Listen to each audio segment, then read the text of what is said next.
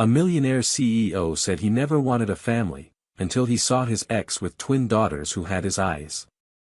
David Riley had built his empire brick by brick, not with love or support, but with cold precision and relentless ambition. As the CEO of one of the fastest-growing investment firms on the East Coast, he didn't just manage money, he controlled futures. His days began at 5 in the morning with black coffee and ended sometime after midnight with glowing screens and half-read reports. People admired him. Others feared him. Most didn't dare question his decisions.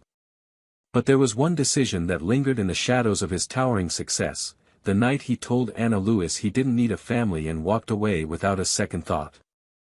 It had been 3 years, but the words he threw at her that night still echoed in his memory, though he rarely allowed himself to revisit them.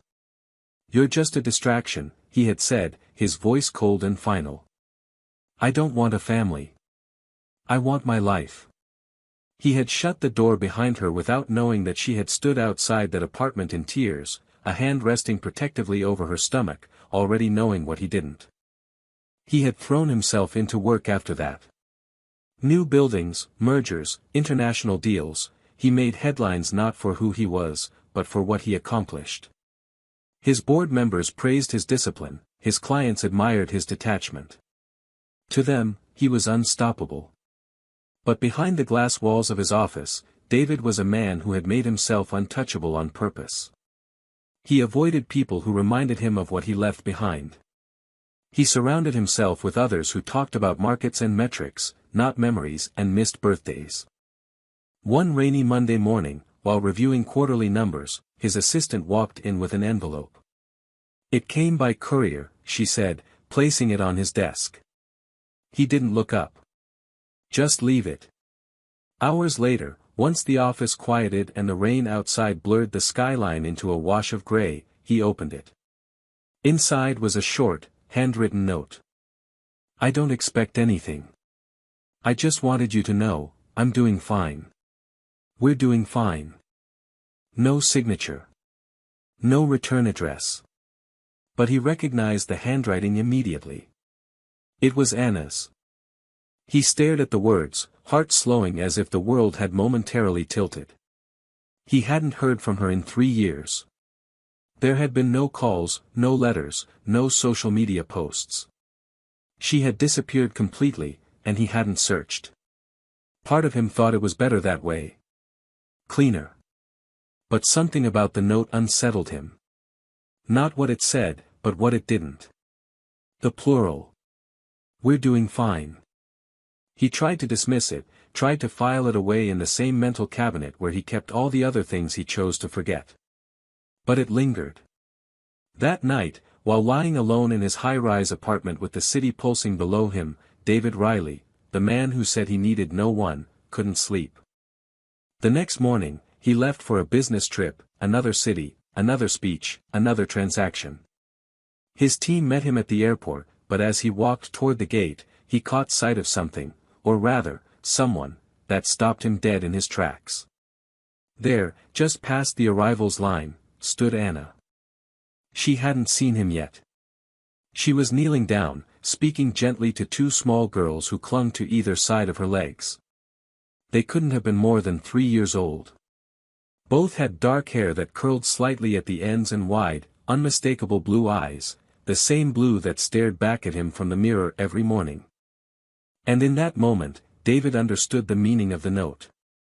He understood everything. The silence. The finality. The girls were his. And he had missed it all. His legs felt heavy as he stepped forward, the crowd moving around him like ghosts. For the first time in years, David Riley wasn't thinking about the market or the deal waiting in his inbox. He was thinking about the 2 daughters he had never met. And the woman he had once told to leave because he believed family had no place in his life. He didn't know it yet, but nothing about his world would ever be the same again. David stood frozen at the edge of the terminal, his pulse hammering in his chest as his eyes locked on the scene before him. It wasn't just the shock of seeing Anna again after 3 years, it was the sudden, undeniable recognition in the features of the 2 little girls at her side. Their hair was the same deep brown as his when he was younger, their blue eyes startlingly familiar, even from a distance. One of them tugged at Anna's dress and whispered something, while the other clung to a pink stuffed animal with a well-worn ear. They were dressed in matching coats and boots, both a little too big, as if handed down or bought in a hurry. They looked up at their mother with the kind of natural, unspoken trust that David had never known, and he felt a slow ache begin to take root in the center of his chest. He could have turned around right then. He could have slipped back into the crowd, boarded his flight, and convinced himself that it was just coincidence. But he didn't. He took a step forward, and then another. His mouth was dry and his mind raced with everything he didn't know how to say. When he was finally within a few feet of them, Anna looked up, and her expression froze. Their eyes met. Her entire body tensed, not with fear, but with preparation. It was clear that she hadn't expected to see him here. Her lips parted slightly, then closed again. She stood, instinctively placing a protective hand on each child's shoulder. David swallowed hard. He wanted to speak, but no words came out. The girls stared at him curiously, as children do when they sense something important happening but don't understand it. One of them leaned her head into Anna's hip and whispered again, louder this time. "Mommy, who is that man?" Anna's expression didn't change. She didn't answer right away. Instead, she turned to the girls and gently said, "Why don't you go sit on the bench right there? Mommy will be right here." They hesitated, then obeyed, walking over to a row of seats just a few steps away, close enough to hear if they tried. David stepped closer, but slowly, as if any sudden movement might cause everything to collapse. "Anna," he said quietly, his voice unfamiliar to himself. "Are they?" "Yes," she answered before he could finish. "They're yours." The words landed between them like a thunderclap. He stared at her, struggling to process the sentence, but in his heart he had already known it. "Why didn't you tell me?" Her gaze was steady, but there was a faint tremble in her voice when she answered. "Because you made it very clear you didn't want a family. I wasn't going to beg you to change your mind. I didn't want them to grow up wondering why their father resented them. I thought keeping them away would be kinder than letting them grow up unwanted." "I never," he started, but she cut him off. "You said it, David. I remember the exact words, 'I don't want a family, Anna. I never will.' You said it like it was law. So I left. I had no money, no plan. I stayed with a friend until I could get work. I did what I had to do. And I raised them on my own." There was no hatred in her voice, just exhaustion and something else he couldn't quite name. Sadness, maybe. Or disappointment so deep it had turned into detachment. He looked over at the girls again, now playing quietly with the stuffed animal, and felt like an intruder in a life that should have been his all along. "What are their names?" he asked. "Ellie and Clara," she said. "They're 3. Their birthday was last month." He nodded slowly, as if anchoring himself with the facts. "They're beautiful. They're strong," she corrected. "They're kind and smart and stubborn as hell. They've never asked about their dad because I never gave them a reason to think they were missing anything.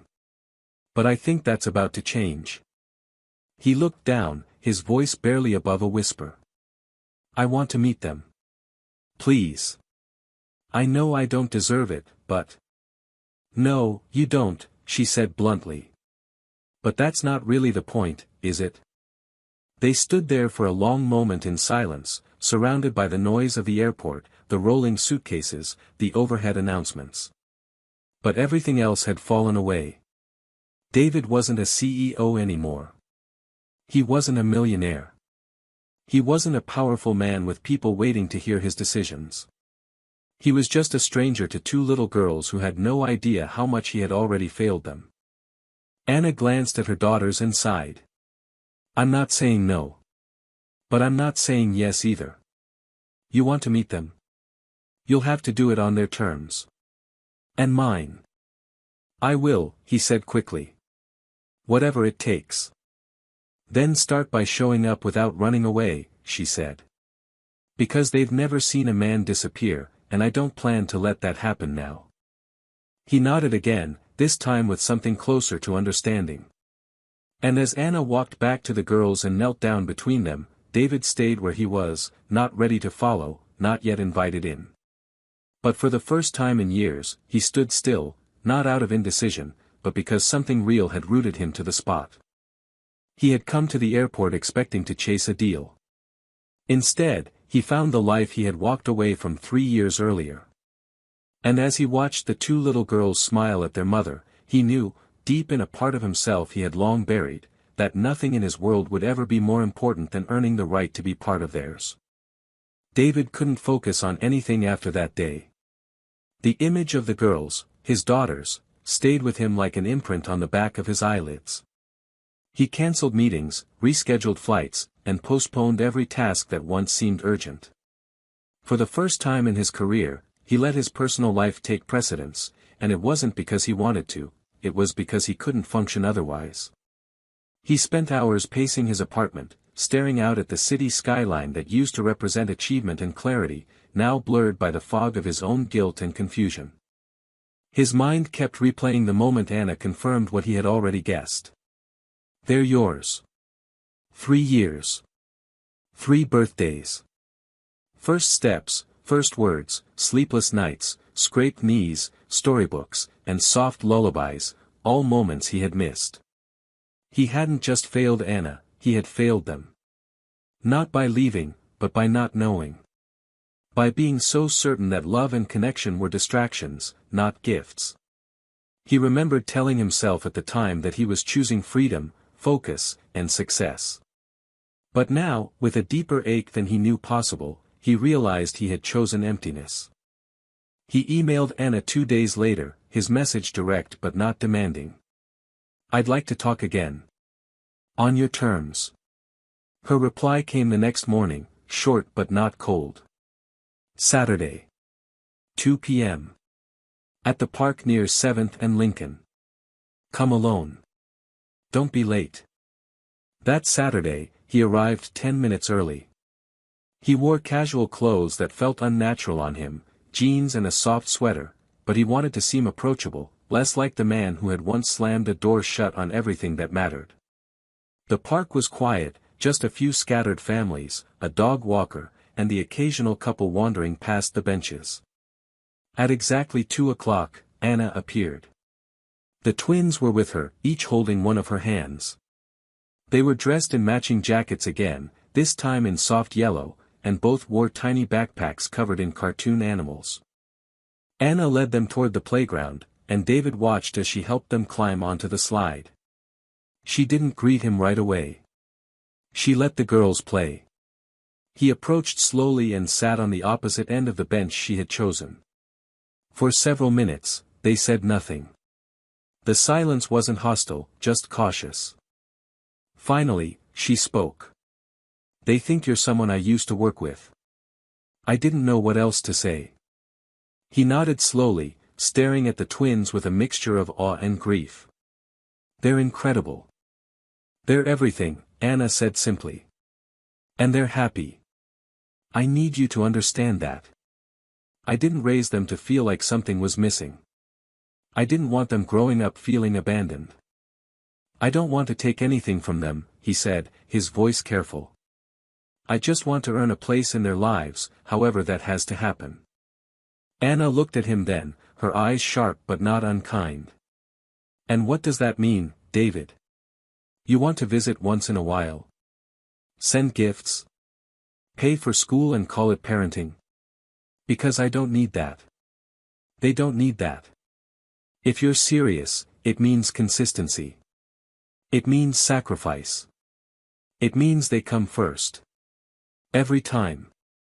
I know I don't have the right to ask you for trust, he said quietly, but I'm asking for the chance to build it. Anna turned back toward the playground.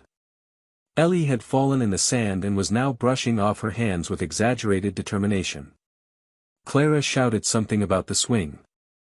Their laughter carried through the air, light and uninhibited. They deserve someone who doesn't leave when it gets hard, Anna said. So if you want to be a father, don't start by promising anything. Start by showing up.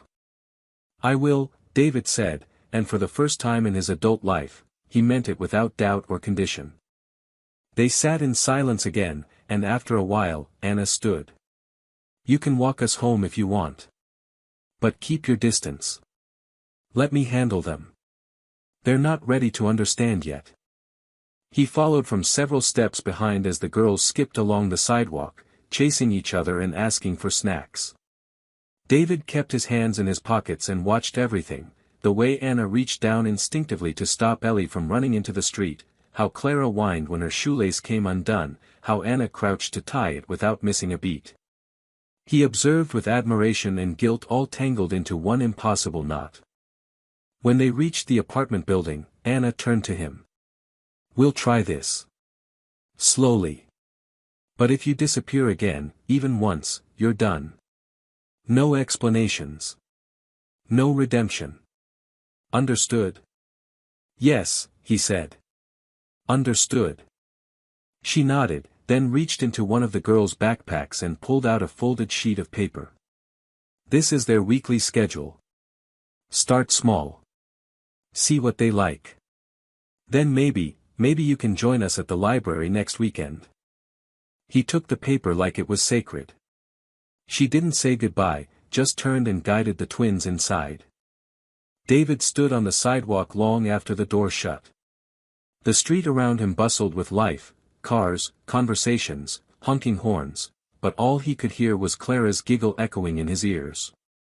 He had started to realize that redemption wouldn't come with a grand gesture or apology. It would come with every early morning, every walk in the park, every quiet moment he was allowed to witness. And for the first time in his life, David Riley, the man who had sworn he didn't need a family, found himself hoping for nothing more than the chance to finally be one. David spent the next few days studying the paper Anna had handed him as if it were the blueprint to a life he had never known he wanted. It was filled with handwritten notes about the girls' daily routines, what time they usually woke up, which snacks they liked, which books Clara always chose for bedtime, and how Ellie sometimes got scared of loud noises. There was even a small sticky note on the back that read, Library Saturdays 10 a.m. story time, if they're in the mood. It wasn't just information. It was a glimpse into the world he had been locked out of. A map into the hearts of two children he had missed completely. And he knew that if he got even one step wrong, he could lose the fragile thread Anna was offering him. The following Saturday, he arrived at the library at 9:45 a.m., unsure of whether they would come. He stood in the corner near the children's section, pretending to browse books about parenting, though the words didn't register. He was painfully aware of how he stood out among the mothers and fathers who looked like they had always belonged here, laughing easily, crouching beside their toddlers, talking about snacks and potty breaks and favorite puppets. At exactly 10, Anna appeared with Ellie and Clara. Both girls wore matching coats with flower patches and carried small backpacks shaped like animals. Ellie's was a bunny, Clara's was a bear. David's breath caught in his throat at the sight of them. They were chatting to each other, already excited, and Anna held their hands loosely as she scanned the room. When she saw him, her expression didn't soften or tighten. It simply acknowledged him. She gave the slightest nod and walked over. They know your name now, she said in a low voice, not looking at him directly. I told them you were someone special they were going to get to know. Don't push. Don't force anything. David crouched down so he was at eye level as the girls approached. Hi Ellie. Hi Clara, he said gently. They stared at him, unsure but not afraid. Clara tilted her head. You're the guy from the park, she said with certainty, as if identifying a puzzle piece. You followed us home. David smiled, surprised by her sharpness. I did. I wanted to be near you. Ellie stepped behind Anna's leg, watching him from the side. Are you Mommy's friend? David paused. I'm learning how to be. And I hope I can be your friend too. Neither girl responded directly, but they followed Anna into the reading circle. David didn't sit with them but stayed nearby, within view. He watched as the librarian animated the story, using big hand gestures and funny voices, and saw Clara laugh out loud while Ellie rested her cheek against Anna's shoulder, eyes wide and sparkling. After story time, Anna took the girls to pick out books, and to David's surprise, Clara tugged on his sleeve. "Come help me pick a funny one." It was the first time she'd reached for him voluntarily. He followed her to the shelves, crouching beside her while she pulled out one book after another, explaining why each cover was too boring or too babyish. She finally chose one about a talking dog who owned a bakery and proudly handed it to him. "We'll read this next time." Ellie wasn't as quick to warm up, but she didn't avoid him either. When it was time to leave, she looked up and quietly said, "Bye, David."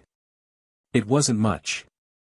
But it was enough to make his chest tighten with something dangerously close to hope.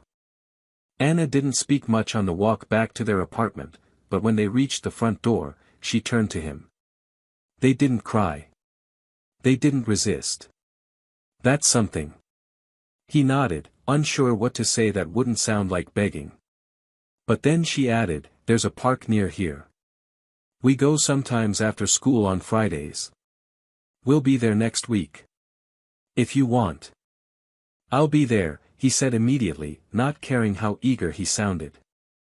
That week, he rearranged his entire work schedule to be free Friday afternoon. His assistant raised an eyebrow but didn't question it. For the first time, David left his office in the middle of the day without guilt. He arrived at the park early again, this time bringing a small bag filled with coloring books and crayons. It wasn't much, but it felt like an offering. A beginning. When the girls saw him, Clara ran over without hesitation. Ellie was slower, more observant, but eventually joined them. Anna sat on a nearby bench, watching, silent but present. David sat in the grass with the girls, helping them color. He listened as they argued about which princess had the best dress, and laughed when Clara got purple marker all over her fingers. At one point, Ellie leaned against him briefly, resting her small head on his arm. It lasted only a few seconds, but it was enough to send a surge of emotion through him so strong he had to look away to keep from crying. Later, as they packed up, Anna said quietly, "They're asking questions now. About you. About why you weren't around before." David swallowed hard. "I'll answer whatever they ask. I won't lie." She nodded. "Then you'd better be ready. Because they don't forget anything." That night, David sat alone in his apartment, surrounded by silence that no longer comforted him. He looked at the drawings the girls had given him, scribbles and crooked hearts, and pinned them to his fridge. The silence was no longer emptiness. It was waiting.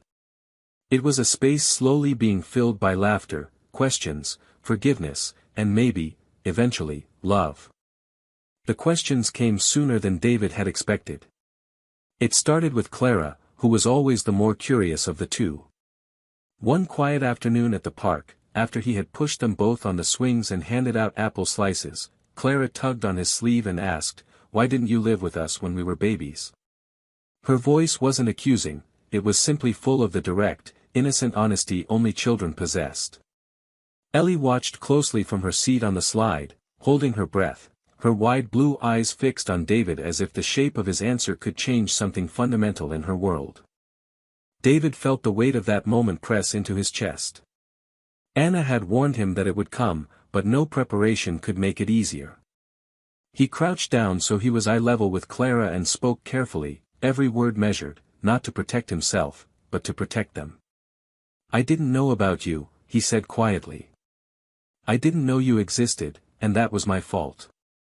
I said things to your mommy that made her believe I wouldn't want to know. And she was right to be afraid I might leave. But now I know you, and I'm never going to leave again." Clara blinked at him, seeming to absorb the answer, then reached out and gently touched his face. "You have the same eyes as us." David smiled and nodded. "I noticed that too." Ellie didn't say anything at the time, but when they walked home later, she reached up and took his hand without looking at him, and that quiet gesture felt more powerful than anything she could have said. Over the next few weeks, David became a more permanent presence in their lives. He showed up every Friday at the park, joined them for Saturday story time, and began helping with small weekend errands, grocery runs, trips to the pharmacy, waiting in line at the bakery just to buy the cupcakes Clara liked. Slowly, the girls stopped asking if he was coming and started assuming he would be there. They told him jokes that didn't make sense, showed him their scribbles with pride, and once even tried to put makeup on his face while he was napping on the couch. David let them, laughing through the smears of glitter and lip gloss, because the sound of their giggles was more valuable than any deal he had ever closed. He and Anna still kept things cautious. Their conversations were short, focused on logistics, but they no longer carried the weight of accusation. There was tension, of course, years of resentment and silence didn't disappear overnight, but there was also a growing layer of mutual effort. They were coexisting, parenting, and beginning to rebuild something that didn't have to look like the past. One evening, while the girls were asleep on the couch after a particularly exhausting day at the zoo, Anna sat beside David with 2 mugs of tea. The silence between them was comfortable for the first time in years. She finally spoke, her voice low. "They adore you, you know. I didn't think it would happen so fast. I didn't expect it to feel this normal." David looked down at the twins, one sprawled across a pillow, the other still clutching a stuffed penguin, and felt something unfamiliar, peace. "Neither did I," he said. "I don't deserve how easily they forgive." Anna took a sip of tea, her eyes on the girls. "They don't know what you did. They just know how you make them feel now. Kids live in the present, not the past. But that means you have to keep showing up. Every single day." "I will," he said, and meant it more deeply than anything he'd said in his life. "I don't want to miss a second more." She looked at him for a long moment, her face unreadable. "I used to think you'd never be capable of this," she said honestly. "Of caring. Of being selfless. Of not running from love." "I used to think that too," he replied. "I thought ambition and family couldn't live in the same world. I thought needing people made me weak. And now? Now I know I was afraid," he said. "Afraid that if I let someone close enough, they'd see the parts of me I didn't want to admit were broken." Anna didn't answer, but she didn't argue either. She leaned back against the couch and closed her eyes for a moment. The girls stirred slightly in their sleep, and instinctively, both David and Anna reached to adjust their blankets. Their hands brushed. Neither moved away. In that small, quiet moment, something shifted. It wasn't reconciliation. It wasn't a promise. But it was the soft sound of walls beginning to fall. David left late that night, his heart heavy and full at the same time. When he got home, he stood at the doorway of his apartment and looked at his pristine, cold space. Then he went into the guest room, now filled with toys and extra blankets, and sat on the edge of the bed, staring at a drawing Clara had made that afternoon.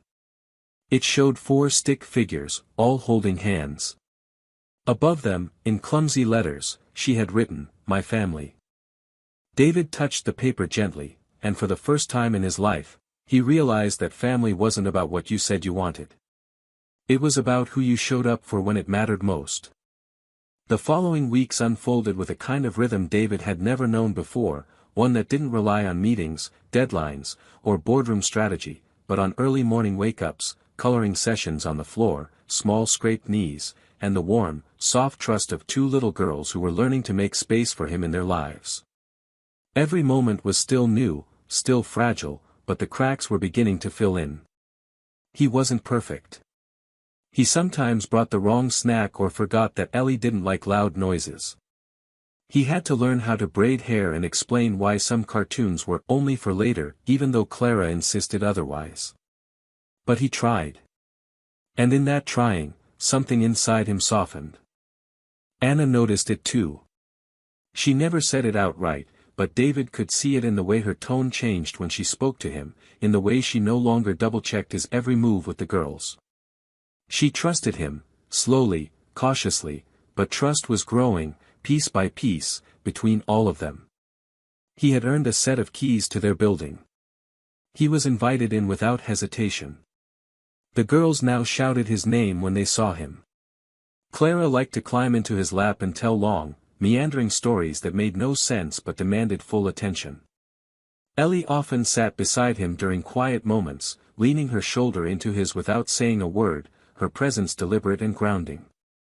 One Friday evening, Anna invited him to stay for dinner. It was the first time she'd offered without the girls prompting it. They ate spaghetti and meatballs around a cluttered table with mismatched plates and tiny forks, and David felt more at home in that chaos than he ever had in the pristine silence of his penthouse.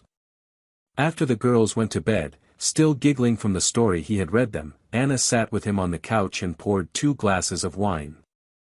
They talked about parenting and the bizarre things kids said and did. Then the conversation shifted, as it always threatened to do, toward the past. She asked him if he remembered the night they ended. He did. Not because he wanted to, but because it never stopped echoing in his memory. He remembered how cold he had been, how final his words were, and how she had looked at him then, not with anger, but with quiet devastation. "I was scared," he admitted. "Not of being with you. Of failing you. Of becoming someone I didn't know how to be." Anna looked at him for a long time before responding. "You didn't fail me. You failed yourself." Her words didn't carry accusation. They held truth, the kind that pierced and healed at the same time. He nodded, unable to deny it. "I think part of me always knew that walking away wasn't strength. It was fear dressed up as confidence." "And now?" she asked softly. "Now I'm tired of being afraid," he said. "I'm tired of running from love because it doesn't come with guarantees. You and the girls, you scare me in ways that matter. Because I care. And I don't want to go another day pretending I don't." The air between them changed, not suddenly, but like something had shifted enough to be noticed. She didn't move closer, didn't smile or touch his hand, but she didn't pull away either. That was enough. As he left that night, Ellie woke up and stumbled out of her room, sleepy and confused. David crouched down and picked her up, and instead of asking for her mother, she wrapped her arms around his neck and whispered, "Stay tomorrow." The next morning, he was there before they even woke up. What began as awkward, quiet Saturdays turned into full days spent together, pancake breakfasts, park visits, movie afternoons with popcorn scattered on the couch, and eventually, quiet evenings where all 4 of them sat in the living room, playing board games and laughing like they had always been a family. David bought 2 car seats for his car.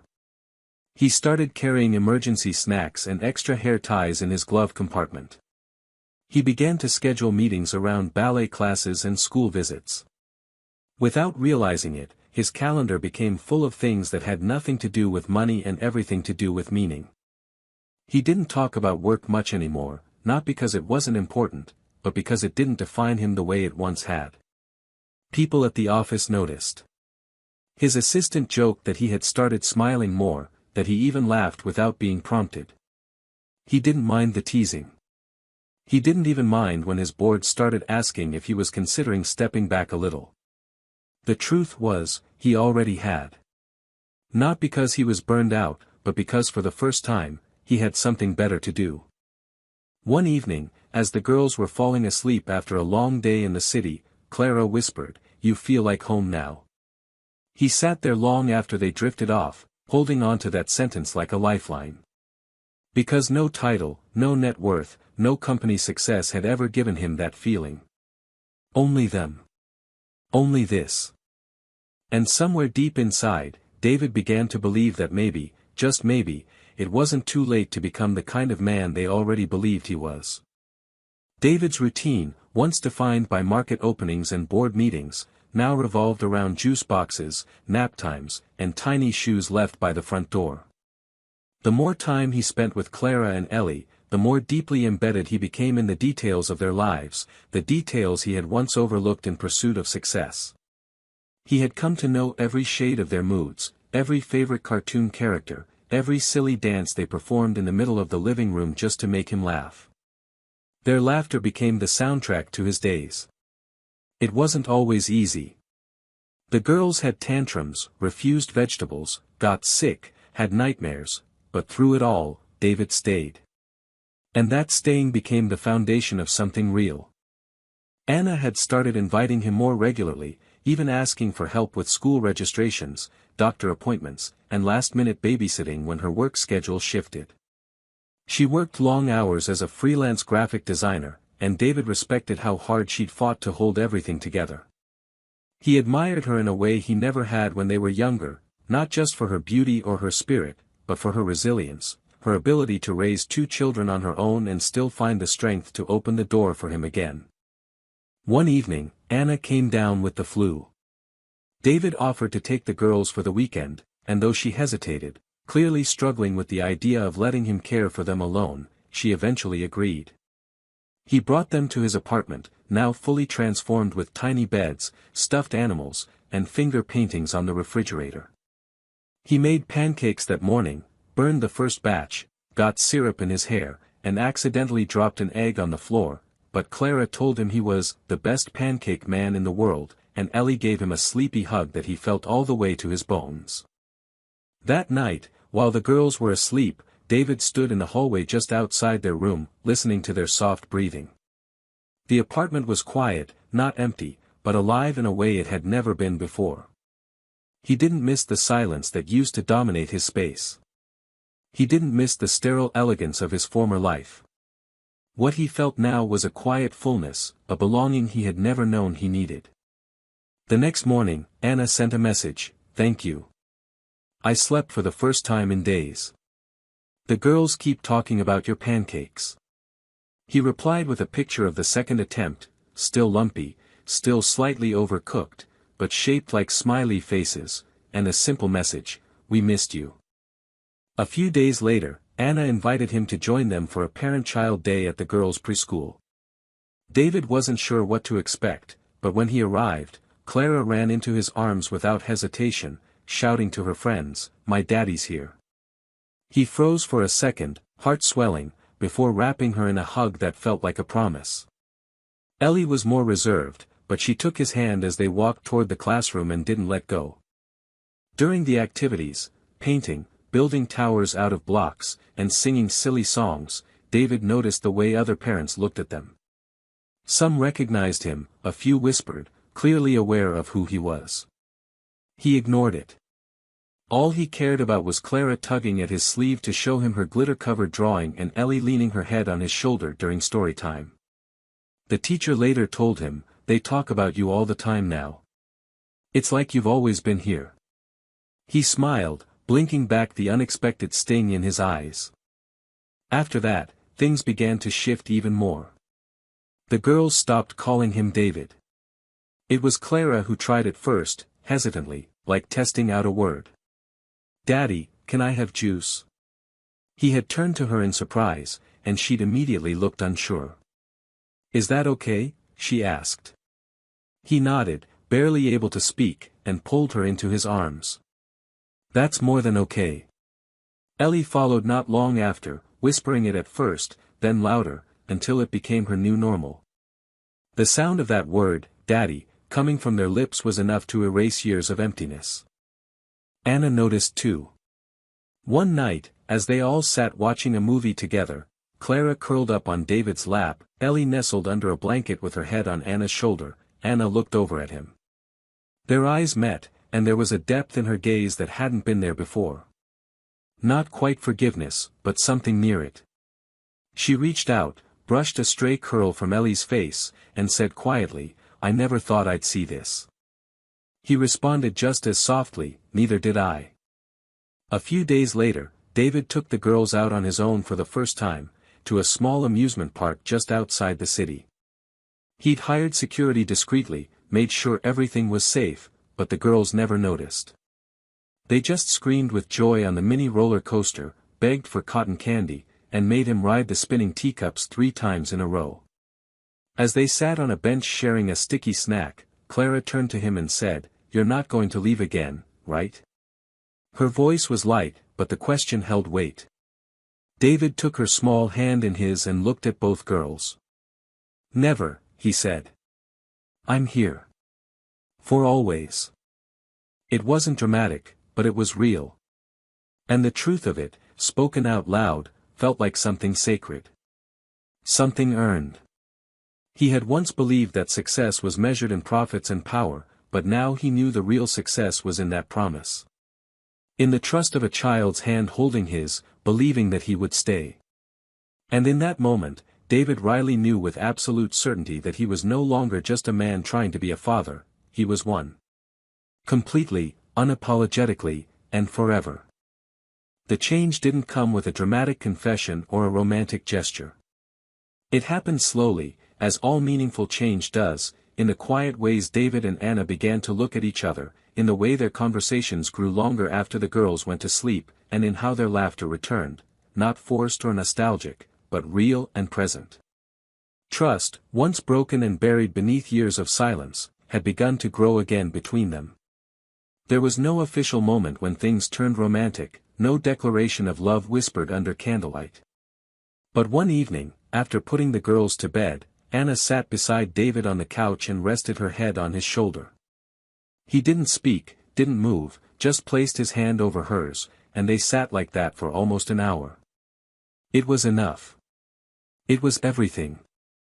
By spring, David had started spending entire weekends with the girls.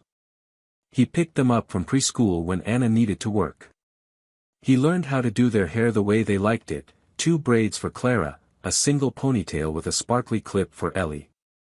The girls no longer hesitated when they saw him, they ran to him with open arms, shouting, "Daddy," like it had always been that way. David still had work, his firm didn't disappear, but he had stepped back in a way that shocked his colleagues. He handed off responsibilities, allowed himself to be replaced at the podium, and for the first time in his career, didn't care that someone else was speaking in his place. His board didn't understand at first. They thought he was losing focus, that he might be planning a quiet exit. But what he had found with Anna and the girls wasn't an exit. It was the life he never knew he could build. Anna watched all of it carefully. She didn't rush. She didn't forgive him completely overnight. But slowly, she let him back in. Not because he begged, but because he proved himself again and again through actions, not words. There were still nights when old wounds flared up between them. Arguments about the past surfaced sometimes, sudden and sharp, but they always ended with quiet apologies and long talks in the kitchen over cold tea. The foundation they were building now was real, earned, not promised. One Sunday, after a long day at the beach with the girls, Anna invited David to stay for dinner. They made tacos together while the girls played dress-up in the living room. Anna leaned against the counter and watched him slice vegetables with surprising skill. She smiled, tired but content. "You're not bad at this," she said. He looked up, grinning. "I've been practicing." "That's what makes the difference," she said softly. "You practice. You try." That night, as they cleaned up and the girls fell asleep still wearing mismatched princess dresses, David stood by the doorway, unsure whether to leave or stay. Anna walked over, looked up at him, and said quietly, "You don't have to keep leaving." He didn't answer with words. He stepped closer, wrapped his arms around her, and held her for a long time. She didn't pull away. Weeks later, David sat with the girls on the floor of his apartment, surrounded by building blocks and puzzle pieces. Clara was telling him about her imaginary bakery, and Ellie was drawing a picture of their family. She showed it to him proudly. It had 4 stick figures, 2 tall, 2 small, standing beneath a rainbow. Above it, she had written, "Home." David looked at the drawing and then at his daughters, both of them watching him with matching blue eyes full of love and mischief. He felt a quiet awe fill his chest. Not long ago, he had been a stranger to them. Not long ago, he had been a man running from connection, from responsibility, from the terrifying vulnerability of being needed. Now, he was someone they called when they were scared. Someone who knew how to make them laugh. Someone they trusted to show up, again and again. Later that evening, Anna joined them on the floor. They talked about summer plans, the girls' new obsession with camping, and how they might all take a weekend trip together. It felt ordinary. It felt extraordinary. As night settled around them and the city lights flickered in the distance, David realized that this was the life he had built, not by chasing it, but by slowing down long enough to let it grow. The man who once believed he had no place in a family now knew better. He hadn't lost everything that night he closed the door on Anna years ago, he had paused it. And somehow, impossibly, life had given him the chance to press play again. Not from the beginning, but from the middle, where real stories live. The stories with mistakes and repair, with growth and grace, with joy that is messy and imperfect and unforgettable. David Riley wasn't just a father now.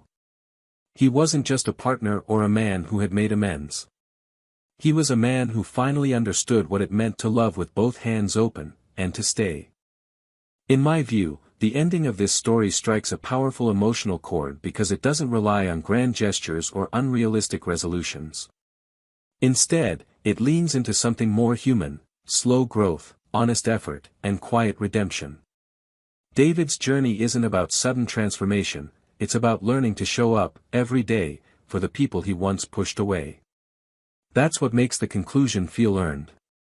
What I appreciate most is that the story doesn't pretend forgiveness comes easily or that love automatically returns after betrayal. Anna's caution, the children's gradual trust, and David's humility all reflect the complicated beauty of real healing. By the end, he isn't perfect, but he's present. And sometimes, presence is more powerful than perfection.